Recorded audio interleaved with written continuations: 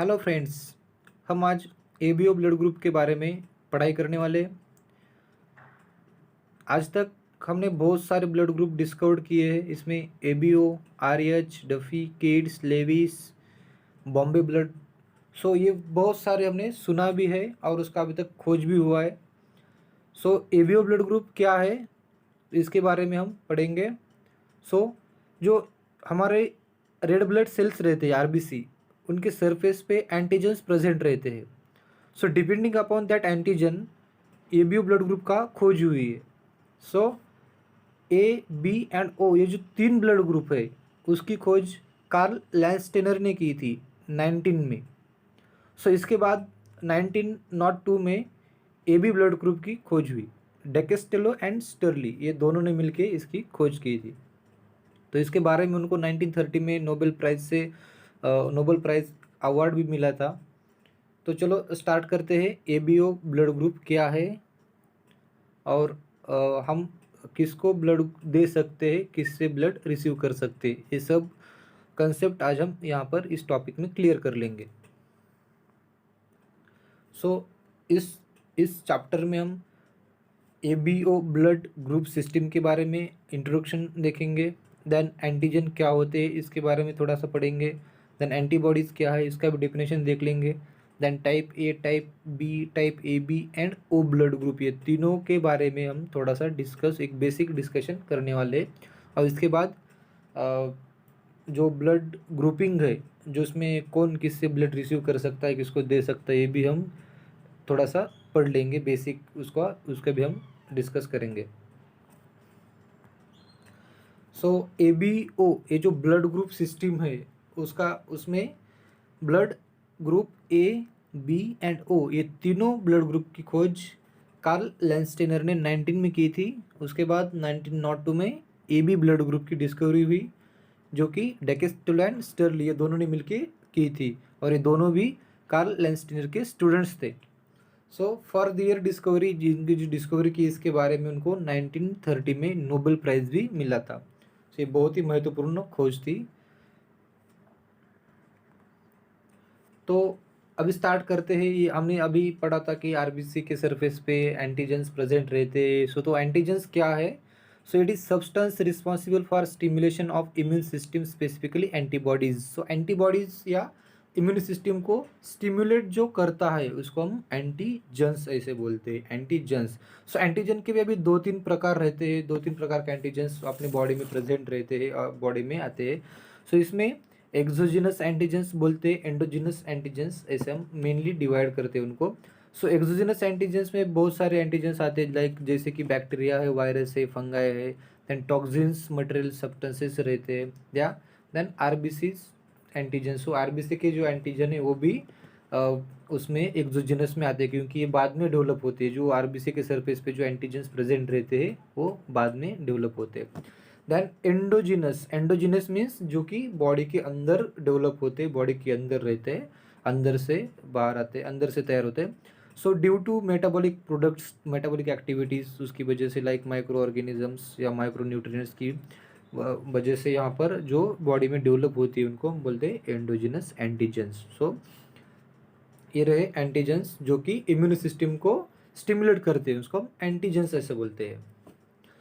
Next आता है antibodies क्या है। Antibody is a protein substance developed in response to foreign body substances. अगर कोई बाहर की बॉडी या फॉरेन मटेरियल्स हमारे बॉडी में आता है तो उस टाइम हमारा जो प्लाज्मा रहते हैं, ब्लड के जो प्लाज्मा है, ब्लड प्लाज्मा में एंटीबॉडीज डेवलप होती है। और एंटीबॉडीज डेवलप करने का काम कौन करता है, या इसको स्टिमुलेट करने का काम कौन करता है? एंटीजेंस उसको स्टिमुलेट करने का काम करते हैं। रेड ब्लड सेल जो है हमारे ह्यूमंस रेड ब्लड सेल्स है, तो उस पर कौन कौन से एंटीजेंस प्रेजेंस रहते हैं और डिपेंडिंग अपॉन दैट एंटीजेंस वो पर्सन का या पीपल्स का ब्लड ग्रुप कौन सा है ये हम जान लेते हैं। ब्लड ग्रुप ओ है। अगर किसी का ब्लड ग्रुप ओ है, उसके सरफेस पे, आरबीसी के सरफेस पे कोई भी एंटीजन प्रेजेंट नहीं रहता है।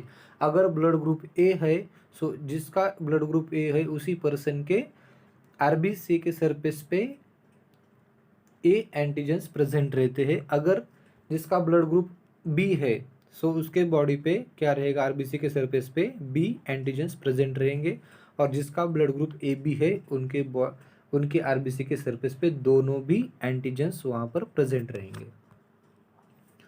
सो टाइप्स ऑफ ब्लड ग्रुप्स कितने प्रकार के हैं, मेनली 4 टाइप्स के हैं। इसमें ए टाइप में हैविंग 41% ऑफ पॉपुलेशन, ये 41% पॉपुलेशन जो पॉपुलेशन मौजूद है उनका ब्लड ग्रुप ए रहता है, ऑलवेज उनका ब्लड ग्रुप ए है 41% पॉपुलेशन का। So it has a antigens, अगर ब्लड ग्रुप ए है तो उसके आरबीसी के सरफेस पे ए एंटीजन मौजूद रहेगा। अगर ए एंटीजन रहेगा तो एंटीबॉडी वहाँ पर ए भी रहेगी। सो जिसका ब्लड ग्रुप ए है उसके आरबीसी के सरफेस पे ए एंटीजन रहता है और बी एंटीबॉडीज उसके प्लाज्मा में प्रेजेंट रहती है। सो नेक्स्ट आता है blood type B. Blood type B जो कि 10% ऑफ पॉपुलेशन, जो पूरा पॉपुलेशन है उसके 10% पीपल्स के ब्लड में, यहाँ पर 10% पीपल के ब्लड में ब्लड ग्रुप बी हमको पाया जाता है। सो हैविंग बी एंटीजेंस, अगर किसी पर्सन का या अगर किसी का ब्लड ग्रुप बी है तो उसके आरबीसी के सरफेस पे बी एंटीजेंस मौजूद रहता है और ए एंटीबॉडीज उसके प्लाज्मा में प्रेजेंट रहती है। अगर किसी का ब्लड ग्रुप ए बी है तो ऐसे हमको 4% वहाँ पर पीपल्स या पॉपुलेशन 4% पॉपुलेशन में हमको ए बी ब्लड ग्रुप मिलेगा। It has both A and B antigens, जिसका ब्लड ग्रुप ए है बी है ए बी है उनके बॉडी पे A and B both antigens आपको मिलेंगे, but it doesn't have antibodies in their plasma. So जिसका ब्लड ग्रुप ए बी है ए बी उनके प्लाज्मा में कोई भी एंटीबॉडीज डेवलप नहीं रहती है against other blood groups. So it is universal acceptor of the blood.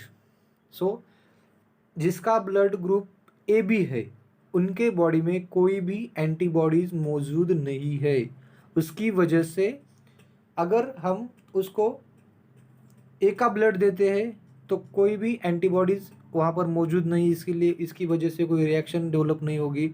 अगर बी का ब्लड उसको ए बी को दे देंगे तो भी कोई रिएक्शन डेवलप नहीं होगी, क्योंकि उसके बॉडी में उसके प्लाज्मा में कोई भी ए बी के अगेंस्ट एंटीबॉडीज़ मौजूद नहीं है।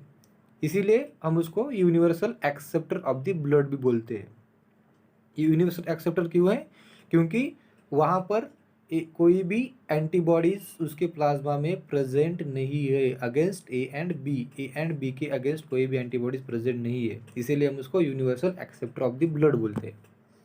सो नेक्स्ट आता है टाइप ओ टाइप में 45% ऑफ पॉपुलेशन, जो कि मोस्ट ऑफ पीपल्स का ब्लड ओ रहता है। It has no antigens on RBCs surface, उसके सरफेस पे कोई भी एंटीजेंस मौजूद नहीं रहता है, कोई भी एंटीजेंस प्रेजेंट नहीं रहता है।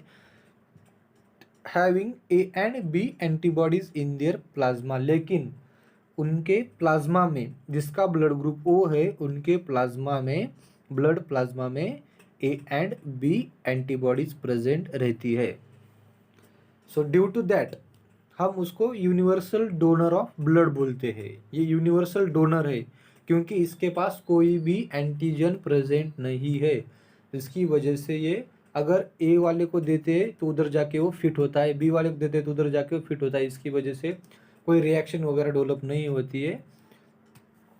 सो ड्यू टू दैट हम उसको यूनिवर्सल डोनर बोलते हैं। लेकिन जिसका ब्लड ओ है, जिसका ब्लड ग्रुप ओ है, वो पर्सन कभी भी अदर देन ओ को छोड़ के दूसरा किसी का भी ब्लड या दूसरा कौन सा भी ब्लड ग्रुप का ब्लड नहीं ले सकता है, क्योंकि उसके पास ए एंड बी एंटीबॉडीज़ मौजूद रहती है।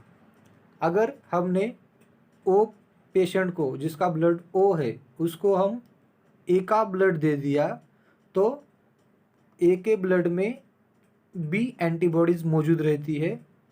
सो इसकी वजह यहाँ पर भी ओ में बी एंटीबॉडीज़ है, तो उधर ये ब्लड एक्सेप्ट नहीं करेगा, उधर रिएक्शन डेवलप हो जाएगी। तो इसकी वजह से ओ को हम ओनली ओ का ही ब्लड देते हैं। अगर ओ पॉजिटिव है उसका ब्लड, तो हम उसको ओ पॉजिटिव या ओ निगेटिव दोनों का ब्लड दे सकते हैं। अगर ओ निगेटिव है तो उसको हम सिर्फ ओ निगेटिव का ही ब्लड दे सकते हैं।